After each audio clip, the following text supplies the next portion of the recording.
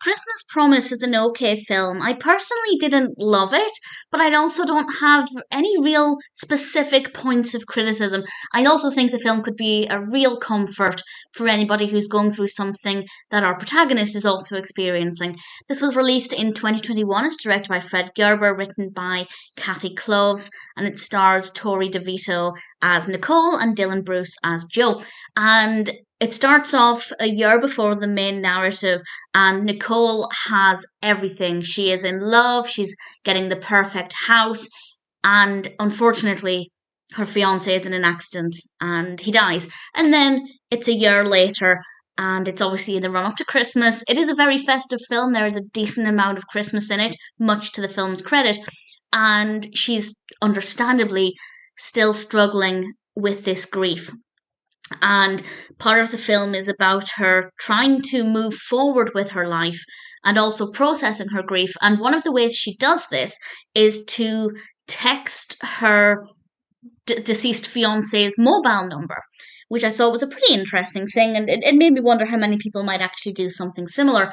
And it just so happens that somebody now has that phone number, and that somebody is also dealing with a similar situation, or at least this similar feeling and these emotions. And this person on the other end of the phone provides a great comfort for her. And I don't want to say too much more about who that person is or ultimately what happens, but it's certainly a very interesting concept. And it made me wonder what I would do if I was in a similar situation as the person who received that message. If somebody messaged me because they were messaging their deceased loved one, I genuinely don't know how I'd respond to that. But the fact that this person was able to provide Nicole with this comfort and an outlet, and it's like somebody was finally listening to her grief. That's not to say her family and friends weren't listening to her, but it was a very different kind of outlet. And I think the concept is so interesting. But the actual events within the film are just, for me personally, not that engaging.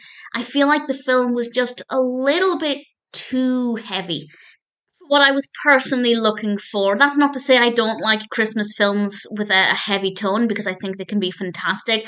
But this one was kind of bridging the gap between wanting to be a Christmas romance, which are generally really light-hearted, and wanting to be a Christmas drama. And it felt like it was sitting too much in between the two for me to fully allow myself to become immersed in this story. I was kind of never really sure what to expect, and that uncertainty meant that it wasn't as enjoyable as it could have been.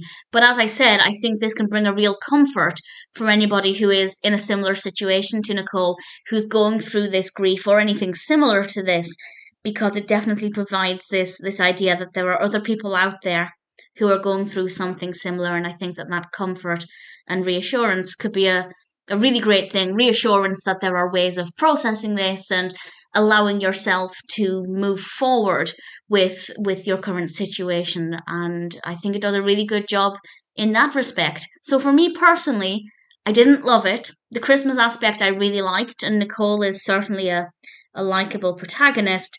But as a film, I didn't enjoy it as much as I think some people might. So it's okay. I can't really fault it specifically, but the only issue that I have, and it's not a real issue, but as I said, is that it never quite feels like a Christmas drama or a Christmas romance. It felt like it was stuck in the middle somewhere, and I think if it leaned just a little bit more one way or the other, it could have been a bit more interesting and a bit easier to watch. But nevertheless, it's a well-written narrative with some likable characters, and I think it could be a source of comfort for some people. So ultimately, while it personally wasn't for me completely, I can still recommend it. The Christmas Promise definitely seems like a good film for the most part.